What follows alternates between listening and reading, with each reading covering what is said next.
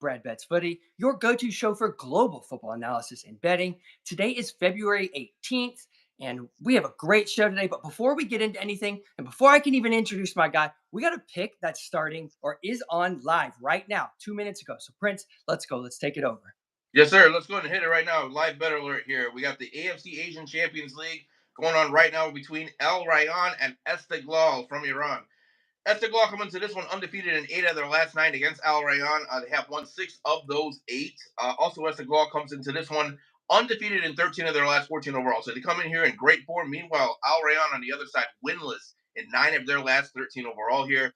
This is a team that has been struggling in domestic league. This match essentially means nothing to Al Rayyan. They're already qualified for the knockout round. However, it means everything to Esteglal as they will need to win in order to get into that top 8 and advance to their knockout round. Everything here, I like Estegal here. Draw no bet at +170. I think that's great value.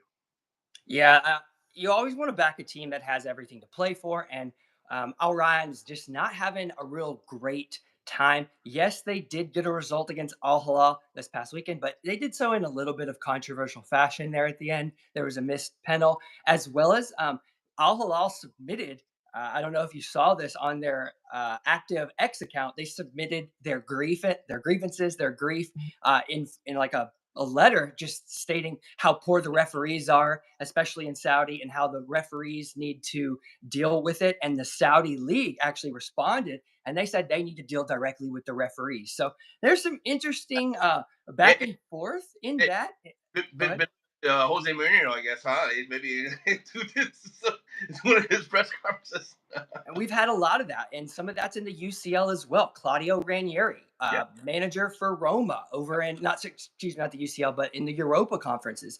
He actually came out, and he's a real good guy. He doesn't typically criticize anybody or anything. He's very humble, but he came out and said just how poor the refereeing was and how terrible the decisions were. So we've seen lots and lots and lots of games these past couple weeks with referees deciding the matches. So sometimes we need to notate, especially lately, that you're not always in charge of your bet. Sometimes the players aren't even in charge of your bet. So it's very, very unlucky in that situation. But let's go ahead and jump straight into we got 4 UCL matches today, all with underlying tones in each of them. I'm going to cover 3. Prince is going to then cover the Bayern and Celtic match. So we're going to cover all 4 right here before we get into any matches in other leagues that we jump into. But let's just jump straight into it. That first match we're coming up, AC Milan and Fire. So AC is down 0-1 on aggregate, and what that means is not Fire is not necessarily going to come out gung ho. I expect them to sit in a little deep. They are an open play style type of squad. They have a new coach, down some attacking players, especially their striker last time out. So now they're down Jimenez, who they sold to AC Milan. Now they're down their backup striker. I don't believe he's going to be able to play. So if that is the case, you need to know that Fire is down attacking players. If they have to try to come back, it could prohibit them. Now, AC Milan didn't get a result, and they had a little bit of unluckiness. But however, a lot of these UCL matches in those first legs, teams typically come out a bit complacent. So I'm not surprised at some of these results, especially in AC Milan. AC come in now scoring in 41 of 47. That's pretty solid, but they've conceded in 35 of 47. That's not really great record for a top Italian squad. Both teams have scored 8 of 13. That's okay. But over 2.5 has only come in 6 of the last 16. While AC Milan was kind of an over team throughout the first part and middle part of the year, lately they're just not trending in that goal department as much. Since they've gotten their new manager and some of those attacking players, they just haven't gelled yet. Jimenez, Joao Felix, you have Rafael Leao and company. Those guys, and Pulisic, we don't know if he's playing. It takes a little bit of time for these type of players to gel, especially those who are ball dominant, like a Leao, like a Felix. They need to have that ball. Jimenez is a nice finisher, but it takes some time to understand where those players are around you in order to make a difference. However, Jimenez is scoring. I do kind of expect him to get on the net. I do expect AC Milan to win today, and that line is reflected. -260, no surprise. I don't necessarily know what production we're going to see with Fire. If Fire score, AC is going to score 2. If Fire score 2, AC is going to score at least 3. If Fire don't score, AC is going to score 1 and maybe look to hit that second one in an advantageous moment. Expect Feyenoord to try to get to halftime 0-0.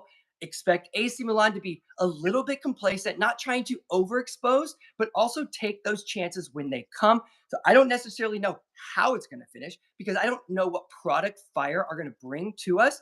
But if Fire don't look that great, expect AC Milan to come out and get a nice dominant victory. I don't necessarily love a -1 in this situation because anything can happen, and that -1's only going to give you a push. So maybe look a possibility of live betting this specific match. It's what I'll be doing personally. Fire, they've scored now in a ridiculous rate and conceded in a ridiculous rate. They're hitting BTTS and above 66% of their past 36 matches. So you do expect goals. But this 0-1 um, and the last time out is going to change a little bit. Milan only needs to win by 1 to force overtime. So just if there is a chance to not overexpose yourself in the second half, this is that type of match that's going to do it, as well as that Atalanta match. It's a very similar match. Same aggregate. Atalanta's taking on Club Bruges down 1-2 in a controversial fashion with a late penalty to Club Bruges at the end for um, uh, a subpar call by the referee, but we've explained that that's going to happen. And now Atalanta is going to have all that momentum here in this second leg. But Bruges are a tricky bugger. I expect Bruges, this is their play style. They like to sit in deep and counter. So this match actually sets up really well for them, very scary well. Atalanta is scoring and conceding. They scored in 27 of 32 and they've conceded in 16 of 22. So regular scoring, regular conceding, 14 of 22, above 66% on the BTTS and around 66% on the over 2.5. So most of the Atalanta games hit that over, but this is a tricky one. Like I mentioned, it all depends on what Club Bruges bring. Atalanta should score, but don't expect him to overexpose himself. They know that all they need to do is nick at least one. One is a tie and it can force overtime. They can take advantage of an overtime with a home field advantage. That's just what I expect. And that's typically how these teams play it. If they get one early, expect them to then be a little more complacent, maybe sit back a little more because that other goal that Bruges could then put would put them out. So again, be mindful of these scores live. Every single goal is going to change things. 1-2 on aggregate. Atalanta must at least score one to force extra time. That is the most important thing for both AC Milan and Fire and Atalanta and Club Bruges. Now, this last match, Benfica and Monaco. Another match that I actually attacked last time out was one of my best bets last week. I had that over 3 in Benfica Monaco. Very unlucky. Monaco received their second straight red card at home against Benfica in the Champions League. That is just absolutely wild.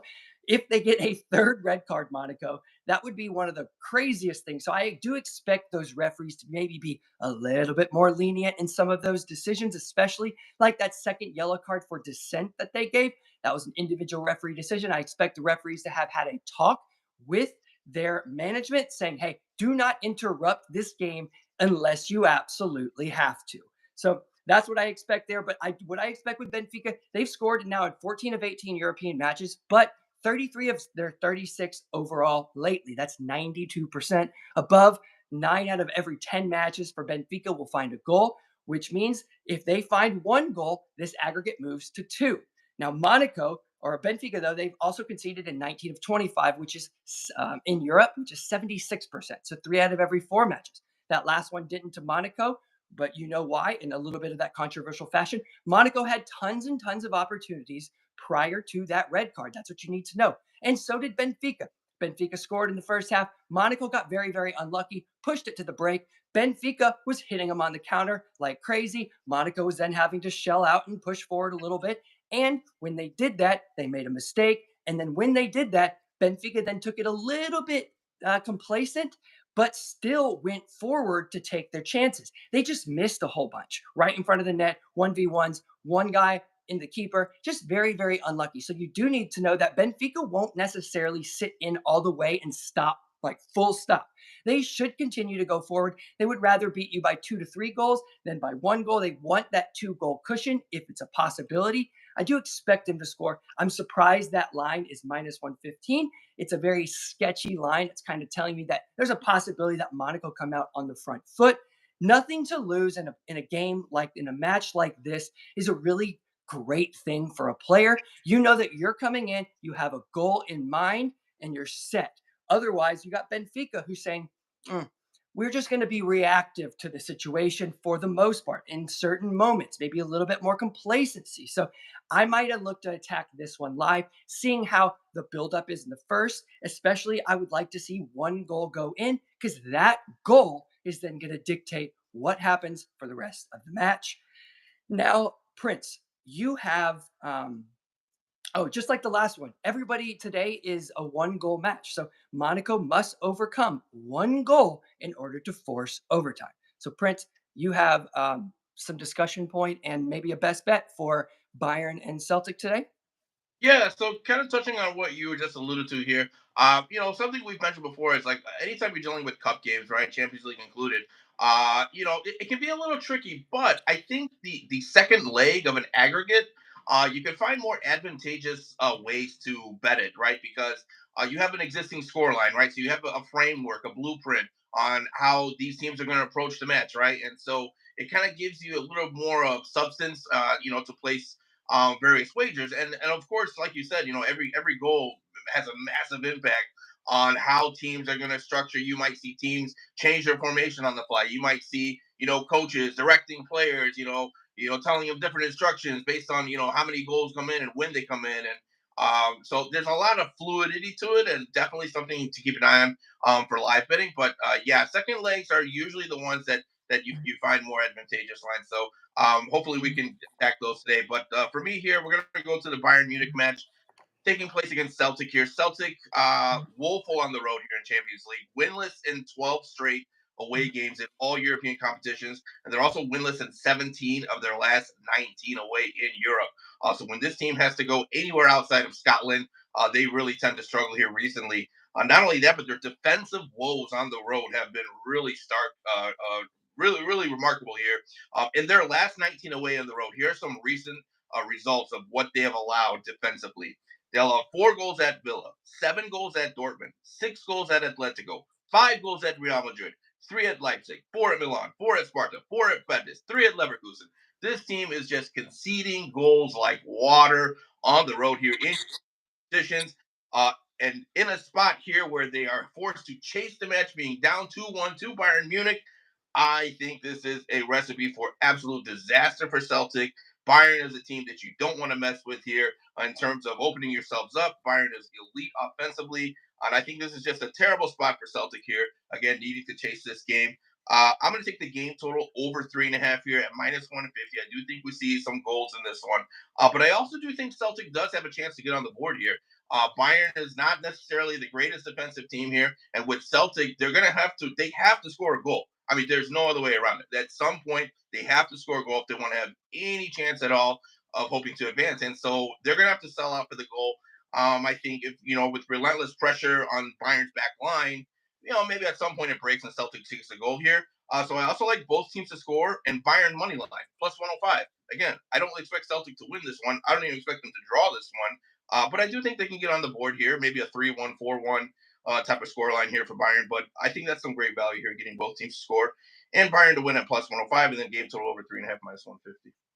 I love that. I mean, the issue, or not the issue, but the thing with Celtic is that they don't necessarily have that sit back, absorb pressure, and then we play it side to side and back through the middle and try to waste time. No, no, no. We win the ball, we get the ball to our advantage or our best players in good positions and put ourselves into advantageous positions as much and as quickly as we can. It's their type of style. You saw in that home fixture, they had plenty of opportunities against Bayern. Everybody typically has opportunities against Bayern because they're not necessarily a high pressure type of team. They are a low block. Vincent Company has really changed his play style throughout the last couple of years. I think their management of Bayern has said, hey, man, you need to calm down with some of that open, free flowing football that we saw when you were at Burnley. This is now the Bundesliga. You need to be a little bit more defensive. So you have kind of seen his play style uh, flow from time to time. So a Vincent Company led team is a bit tricky right now for me to peg, but I do expect Celtic to come out and try.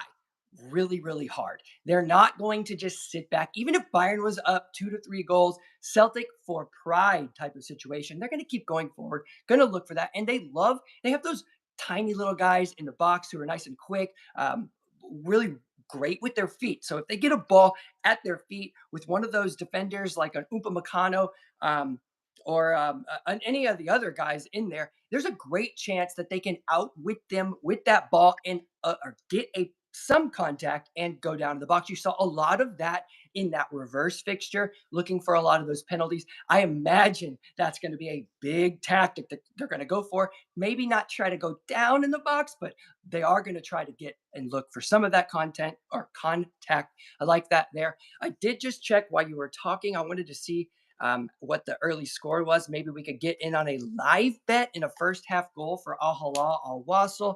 As soon as I look in there, Marcus Leonardo scored in the 13th minute. So unfortunately, we can't do that. No surprise there. But I'm going to go ahead and jump into a league that is absolutely trending, as well as one match tonight that we all need to keep our eyes on. It is in Mexico. Right now, Mexico is flying. It's come back the start of the year because their league actually starts the beginning of of the calendar year, unlike some of these other top European leagues. But Mexico, trending stats right now. Both teams' to score has come in 18 of the last 20 matches. Both teams have scored in 18 of 20. That is insane. That's about 2 match weeks. I think they have 18 teams, I believe. So maybe just over that and over two now. Not too bad at all. 17 and 3. These are really, really great numbers in Mexico. We're seeing it overperform its expected goal differential. And we have kind of seen Mexico do that from time to time throughout the life. You'll see goals without as much chances as you would in these top European leagues. But we've mentioned before in some of these lower leagues, you'll get lack of defending, poor goalkeeping, some maybe some hesitation at the end. I mean, I'm not necessarily sure exactly what the issue is in Mexico to not hit that expected goal, if it's calculated differently than some of the others, but they don't necessarily always have as many shots, but the goals are flying in. That's why I need to explain that to you, because there's a chance that if that expected goal stays the same, that total, and they just start missing chances, those goals are going to come down quite significantly. So we need to make sure that we're on top of that. With Mexico, though, tonight, 2 matches were flexed. They were originally on the schedule for tonight, moved to tomorrow because that Leon match was so recent. I think it was a 2 day turnaround. I was surprised to see it so quickly. But tonight, there's a match between Atlas and Necaxa at 9 p.m., I think, Central Time. And Atlas at home, they've scored in 5 of their 7 since returning from the break. So this season, prior to that, it was not trending well. Atlas was just really, really struggling, and you need to know that because yes, they are scoring in 5 of the last 7 since they've come back, but prior to that, it did not look good at all. They have scored against some of the top teams, so you do like to see that on their return, and that's why we're highlighting it. They have now conceded in 7 of 9 as well, 15 of the last 22. You do see them concede pretty frequently. Both teams to score 6 of 9 and over 2.5, 8 of 10. Those are good numbers in Liga MX, but it's really more about Necaxa on that away end. They're a typical overside from Mexico, one of the few that regularly hits the overs, scored in 34 of 43. That's 79%. 4 out of every 5 games for Necaxa finding the net. 2+ in 4 of their last 6. So they're trending well coming into the season as well. They've now conceded 25 of 31, which is 81%. But more importantly, 21 of 24 away from home and 2+ in 5 of their last 7. So they're also conceding regularly. They had a great result against Club America, and that should give them a lot of confidence away from home. I do think that they should be the better side, but sometimes the better side doesn't win in Mexico. So I think that there's a good chance for goals. I mean, Necaxa has scored. Both teams have scored 10 of 13. They've hit over 2.5 and 11 of 14. Those are great numbers. The matchup history is just okay. 2 of the last 4 hitting both teams to score and over 2.5. So this is, again, we're watching Mexico. We're keeping up with these trends. At some point, we might have a weak fall off. Hopefully that's not tonight, in the next couple days. But that expected goal is not necessarily there, but they're finishing it. Like these guys are finishing their chances. There are some decent attackers in Liga MX right now. I think that might be just a little better than the defenders, which may be a reason why you see some of the extra goals. Okay, so now that I've touched on Mexico, Dub Club, you might have something coming your way later today in that match, but I need to confirm some things. Do you want to go ahead and jump into what is it? Your look for Miami and Sporting in the Yeah, Concacaf Champions Cup? real quick, let me touch on what you talked about real quick with the Liga MX. Yes. Uh, is it a trending league, but also the women's side as well? Liga MX Femenel. It's a league that I've really been paying closer attention to. That one is more of an over 2.5 league than it is a BTTS league, and I think the reason for that is because you honestly have such a disparity between your top half and your bottom half in terms of caliber. I mean, there's some teams at the bottom who maybe have scored one goal and have allowed like 25, right? And then your top end teams have maybe scored 25 and allowed two or three, right? So it's very matchup dependent, but that's another league that is definitely worth keeping a close eye on in terms of goal output. But yeah, let's go ahead and get to the Concacaf Champions Cup, renamed the Cup here. Used to be Concacaf Champions League. We got a match that was scheduled originally for tonight, but it has been postponed until tomorrow night due to weather implements here. But the problem here's my thing with this game. They rescheduled the match due to snow, right? I think if you ask most players, right, what would you rather play in, snow or extreme cold? I think majority of players would say snow, right? The problem is they rescheduled it for tomorrow night. It's going to be even colder tomorrow night than it is tonight. So I really don't understand what their logic is in that. But in any case, here the game time temperature is expected to be a minus 10 degrees here with the wind chill at kickoff. That by far will be the coldest match between two MLS teams in the history of the game here. And it's only going to get colder as the game goes on. So you got a team in Miami here who they want absolutely nothing to do with this frigid cold weather that they're going to be expecting in Kansas City. I think this is an ultimate fade spot for Miami. I love Miami as a team, and I think they will progress through this two-leg aggregate matches here. But this one in Kansas City with the inclements and the weather here, I'm kind of throwing out a lot of trends here. Maybe that might be side with Miami, but this is such a massive impact on this match. I can't see any way where Kansas City drops not points here, but where they don't win the game or at least draw. So I'm going to take Kansas City money line plus 155, and I'll also split it up with Kansas City draw no bet minus 115. I just, it's hard when you come from a warm climate. You got these guys like either they're living in the Miami area or their vacation homes are in warmer climates, right? So they're not used to this weather, and it does something to your system physically, right? It's just something you cannot prepare for. Whereas these guys in Kansas City, they've been around the area for a while, training camp, whatever, so they're somewhat acclimated to the cold. Yeah, I just think this is an ultimate phase spot for Miami. I do expect them, whatever deficit they come into in the second leg, I think they will make that up in Miami. But yeah, I can't back them here. So Kansas City money line, Kansas City drawn a bet. So, also to piggyback off of that, I expect Messi not to be playing. So, for Right. those who are unaware, minus 10 is a bit too cold for an old buck like Messi. He's coming off. He's been coming off some nagging injuries. Let's be quite honest. And I don't necessarily know that this is the first game that they want to shell out and hurt him essentially. And big important thing is they Miami have a quick turnaround. Now that this match was flexed to Wednesday night, right? So it was tonight, now it's on Wednesday night. They actually have the first match on Saturday at I think it's like 1 o'clock. So what you're seeing is Wednesday night, we're gonna have Thursday, Friday, and a few hours on Saturday morning to return. That to me it leads me to believe that we could see some rotation today. We have Messi, or sorry, excuse me, we have Miami who lost Diego Gomez, who's a very important player for them last season to Brighton in the EPL. How is he going to affect that attack? If Messi's not there, they're going to maybe have Suarez. Suarez is barely functional at this point in his career, can barely run forward, has so many knee issues that from game to game, from practice to practice, he is basically a health concern. You don't know what you're going to get. Yes, if the ball gets to his foot close to the box, of course he's going to finish it. He's better than these guys individually, but not physically anymore. He cannot overpower anybody. He can't run past anybody, can't run through anybody. He has to outsmart them. The ball has to be up in positions for it to make sense for him. Between those two, I don't necessarily know what Miami we're going to see today. So if we look at these stats from last season, just on the stats, Sporting Kansas City were a top performer in the goal market. They've scored now in 20 of their last 22 at home, 16 of 20 overall. Regular scores, anybody who followed me last season know I love Sporting Kansas City. If they hit both teams to score, that over 2.5 was coming in. They play nice free flow, open football. You like to see that in order to find goals. They've now conceded in, I just lost my spot, in 43 of 46 matches. That is 94, actually, yeah, that's 94%.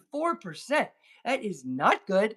That is a goal waiting to happen at any time. Even these subs for Miami should be able to get on the board. This is what I expect, though. This is the first match back. So maybe there's a difference in play style. Maybe they've changed a few things. I know that they have some personnel that have changed. So that might make a difference as well. So be careful with that. But from Sporting Kansas City perspective, they've now hit over 2.5 goals and 9 of 11 coming in. Both teams to score 9 of 13. When both teams to score hits, 27 of 30 hit the over 2.5.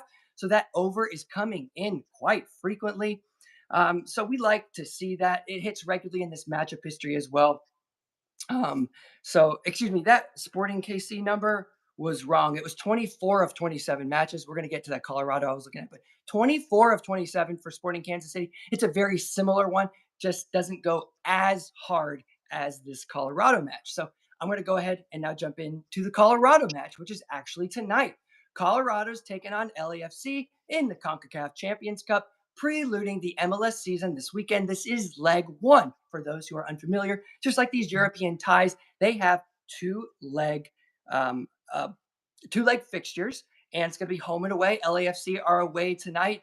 They are a little bit around even money, but slightly favored against Colorado. They should be this way. They are a better squad. So let's take a look at these numbers. Colorado specifically have scored in 84% of their last 38 regular scorers, 15 of the last 16 at home. And that one they didn't was Seattle. You need to know that because Seattle's an under team. They are a limiting team. They're one of the few MLS teams who doesn't shoot the over like the rest. And now Colorado has conceded in 22 of 24, which is 92%. That is a lot of conceding with Colorado and scoring 2+ in 9 of the last 12 they've conceded. Why are Colorado like this? Well, Chris Armas, their manager, former United States men's national team player, plays a very open brand of football. I talk about this all the time. You'll hear me say it at nauseum, to be quite honest. I like open football. When we get open football, it leads to overwhelming the defenders and it leads to numbers giving more chances, more potential goals. Simple as that. And Chris Armas played that play style, and you can see it in these numbers. Both teams are scoring 15 of 22. That's pretty solid, 66%. But then over 20 of 25, 80% of their last 25 matches have shot the over. Regular, hitting that over because of the open play style, and 24 of 26 hit both teams to score. So if you're looking for both teams to score, you're really more looking for that over 2.5 because of those correlated figures. And they've hit over 3.5 in 8 of 12 coming in. That's 66%. Very important. We'll get here in a second. Now, we also have LAFC on the other end, scoring in 43 of 46. That was my wrong number there. Accidentally turned the page incorrectly. 43 of 46 for LAFC, one of the best attacking units in the MLS. They have some really top talent, whether it be younger talent who's dynamic or older guys who can come in, like my boy Olivier Giroud. He's not even a focal point really of this team. So that what that means is, they also signed Vela. I don't necessarily know what type of attackers we're going to get in this match, but I expect LAFC to approach it just like they always approach it, just like Colorado always approach it. LAFC have scored 2+ in 4 straight versus Colorado. They've hit over 2.5 in 4 straight and 8 of the last 10 versus Colorado. They've hit over 3.5 in 3 of 4 versus Colorado.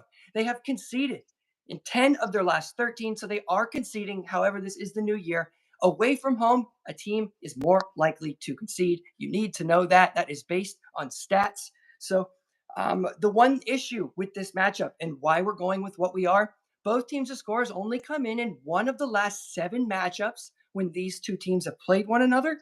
But like I mentioned, the over 4 straight and 8 of 10. So you're seeing that over regularly.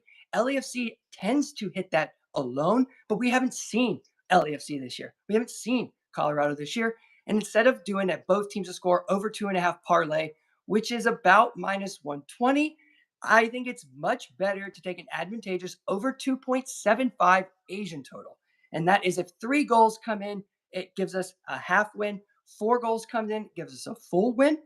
And I got that at minus 120. So if you're going to be putting those numbers together, drop out that BTTS. It gives you a way more of an opportunity to hit it, especially with this matchup history. Like I mentioned, over 3.5 has come in 3 of 4. LAFC has scored 2+ in 4 straight. They've hit over 2.5 in 4 straight and 8 of 10, but both teams have scored just 1 of 7. So it's very, very important you pick the right number. I think if we get both teams to score, it's more likely the over 2.5 is going to come in than sitting at 1-1. So I'm going to go with that over 2.75 Asian total minus 120. And I know, Prince, you had a comment on this, so go ahead, just jump Yeah, right in. yeah, I got to play on this as well. Yeah, I do agree with you. I do think there's a great potential here for goals. But it sounds to me like you're kind of leaning more towards LAFC. So I might kind of differ with you on this one here. This might be our first unofficial shots on target battle here, so to speak. Colorado, they come into this one undefeated in 5 straight at home head to head against LAFC. So sometimes you have these venues for these teams that for whatever reason they just struggle, right? They're just, it happens between certain head to head, certain matchups. And so far, it seems like Colorado is one of those places for LAFC where they just come and they kind of struggle here. The Rapids have won 4 of the last 5 home matches against LAFC. And again, I think this is another match here that is going to be greatly impacted by weather conditions. The game time temperature kickoff here for this one is expected to be a balmy, hot, sweltering 4 degrees at kickoff. This will be the coldest match in MLS history until the Sporting Kansas City Miami match kicks off the following night. So, again, you have a frigid cold game here, 5,000 feet elevation here where the air is even thinner, right? And the cold air just hits you differently when you're up in that elevation here. I think weather plays a massive role here in this one. LAFC to me, I'm not sure what kind of team they are this year. I don't know if they're going to be quite as dominant as they have been in years past. I think they've lost some talent. I sounds like you're more of a believer in Giroud than me. I'm not sure what he provides. He has really provided nothing so far in his tenure with LAFC. We don't know what we're getting with Bela. Bawanga is a stud, but again, these guys are going to be playing in conditions that are very foreign to them, extremely unfamiliar to them.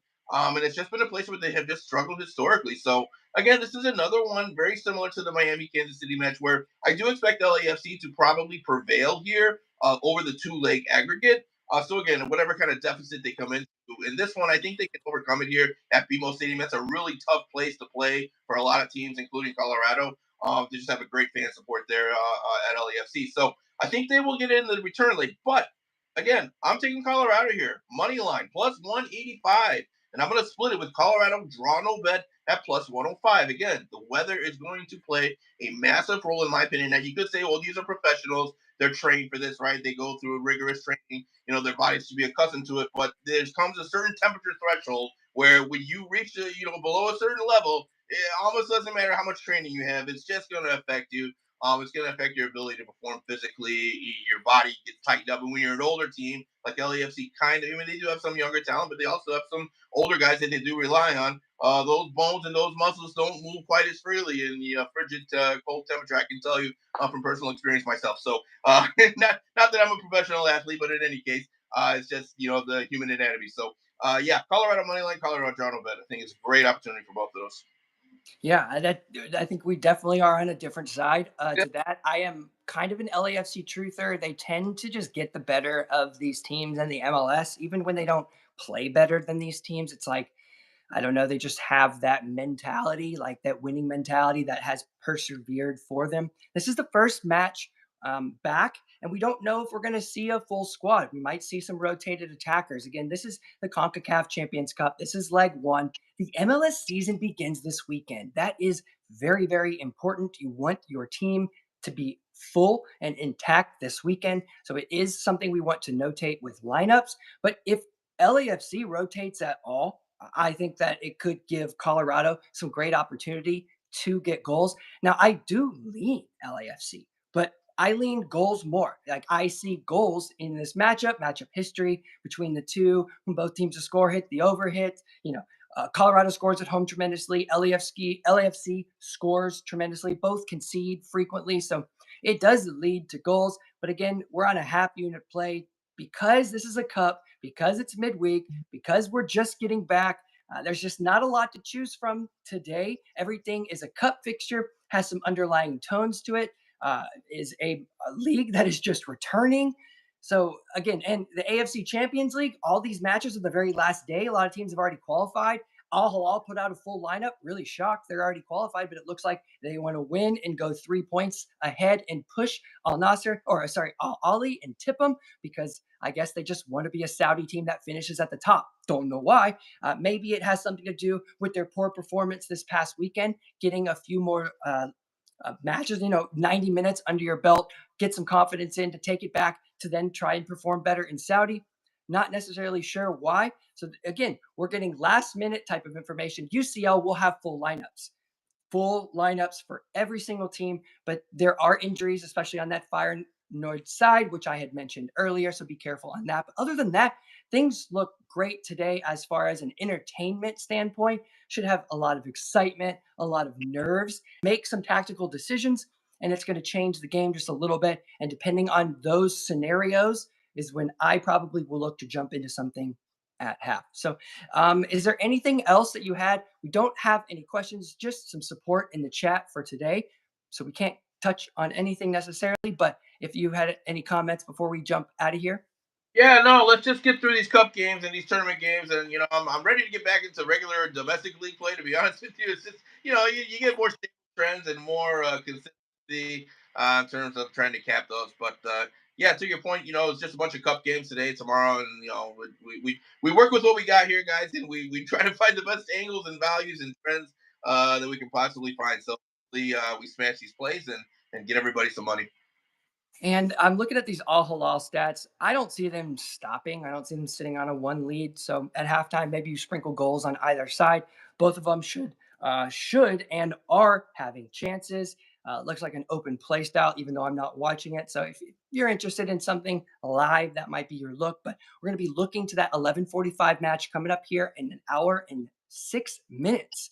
Good luck, AC Milan. I don't trust you at all in any way, shape, or form, especially with all these rotations. New coach, new style that's not playing well. However, these guys are big time athletes, big time players who need to come up in big moments. This is Feyenoord. This is not even PSV. This is not Bayern. This is not Real Madrid. If you're not getting past this team, like I'm done. Like you can't support a team, can't back a team financially if they can't get it done today. And on a -1 at an ugly line, it's not really that great of a decision. You might want to look live if that line drops in the same manner as that Atalanta match at minus 200, minus 260 for that AC Milan match. Those are just ugly. And even the 0.75 numbers don't drop it enough. Atalanta's at minus 205, drops it to like minus 180.